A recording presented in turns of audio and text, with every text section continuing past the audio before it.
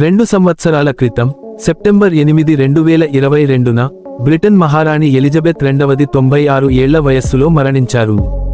ఆమె చారిత్రాత్మకమైన 70 సంవత్సరాల పాలనకు ఇది ఏ బ్రిటిష్ రాజు లేదా రాణి పాలించిన కాలం కంటే పొడవైనది. అప్పుడు ముగింపు వచ్చింది.